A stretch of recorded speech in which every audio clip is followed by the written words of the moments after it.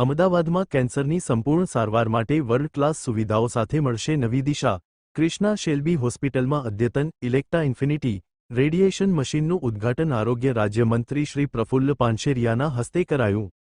શહેરના ગુમા બોપલ વિસ્તારમાં આવેલ ક્રિષ્ના શેલ્બી હોસ્પિટલ ખાતે રેડિયેશન ઓન્કોલોજી માટે અદ્યતન ઇલેક્ટ્રા ઇન્ફિનિટી મશીનનું ઉદ્ઘાટન કરવામાં આવ્યું હતું.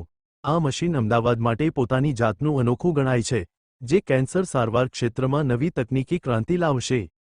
આ કાર્યક્રમમાં ગુજરાતના આરોગ્ય રાજ્યમંત્રી શ્રી પ્રફુલ્લભાઈ પાનશેરિયા મુખ્ય અતિથિ તરીકે હાજર રહ્યા હતા અને તેમના હસ્તે મશીનનું ઉદ્ઘાટન કરવામાં આવ્યું હતું.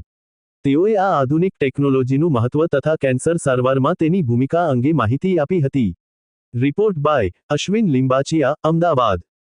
મારું નામ ડૉક્ટર વિરાજ લવિંગિયા છે અને હું એક મેડિકલ ઓન્કોલોજિસ્ટ છું અને શેલ્બી હોસ્પિટલમાં ડાયરેક્ટરની ભૂમિ નિભાવું છું.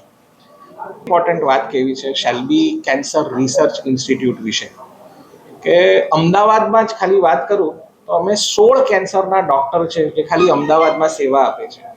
તો 16 કેન્સરના ડૉક્ટર કેમ?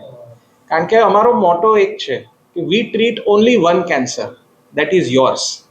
એટલે મોઢાના કેન્સરનો ડૉક્ટર અલગ, સ્તનના કેન્સરનો ડૉક્ટર અલગ, હું જેમ કે આંતરડાના કેન્સરનો ડૉક્ટર, બચ્ચાના કેન્સરનો ડૉક્ટર અલગ. એ રીતે હરેક ડૉક્ટર પોતાના ક્ષેત્રનો A1 સ્પેશિયાલિસ્ટ છે. એટલે આ એક શેલ્બી કેન્સર રિસર્ચ ઇન્સ્ટિટ્યૂટની એક ખાસિયત છે. બીજી ખાસિયત એ છે, જ્યારે હું ભણતો હતો ત્યારે મને ખબર પડતી હતી કે કેન્સરની ટ્રીટમેન્ટ બહુ મોંઘી હોય છે. એટલે મને ગર્વ છે કે શેલ્બી હોસ્પિટલમાં આજે કોઈ બી વર્ગ એવો નહીં રહે કે પૈસા ના હોવાના લીધે એની પાસે ટ્રીટમેન્ટ ના થાય. ધારો કે વીમો હોય, સેન્ટ્રલ ગવર્મેન્ટનો માણસ હોય કે આર્મી કે ફોજીનો હોય કે આયુષ્માન કાર્ડ હોય, બધાને એક જ છત્રની નીચે એક જ ડૉક્ટરની સાથે એક જ ફેસિલિટીમાં સેમ અને સમાન ટ્રીટમેન્ટ મળે. આ અમારું ગોલ છે. હું ડૉક્ટર હીરક વ્યાસ ક્રિષ્ના શેલ્બી હોસ્પિટલ બોપલમાં રેડિયેશન ઓન્કોલોજીસ્ટ તરીકે કાર્યરત છું. આજે ક્રિષ્ના શેલ્બી હોસ્પિટલમાં અમે નવા રેડિયેશન મશીન ઇલેક્ટ્રા ઇન્ફિનિટી મશીનનું ઉદ્ઘાટન કર્યું છે. માનનીય શ્રી પ્રફુલ્લભાઈ પાનશેરિયા સાહેબે એમનું ઉદ્ઘાટન કર્યું છે, જે કેન્સરના દર્દીઓને ટ્રીટમેન્ટમાં જે રેડિયેશનનો પાર્ટ છે એમાં મદદરૂપ થશે. આ સાઉથ વેસ્ટ અમદાવાદનું પહેલું રેડિયેશન મશીન છે, એટલે આ વિસ્તારના દર્દીઓને કેન્સરની ટ્રીટમેન્ટ માટે હવે દૂર નહીં જવું પડે.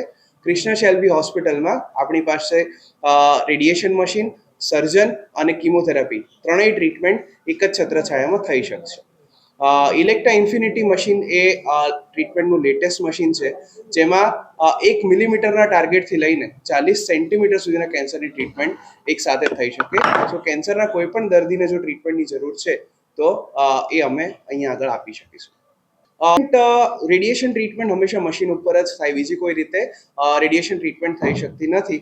નવા મશીનમાં એક પેશન્ટને લગભગ 2 થી 3 મિનિટની અંદર રેડિયેશન ટ્રીટમેન્ટ પૂરી થઈ જાય છે, જે જૂના મશીનમાં ટાઈમ ડિપેન્ડન્ટ હતું.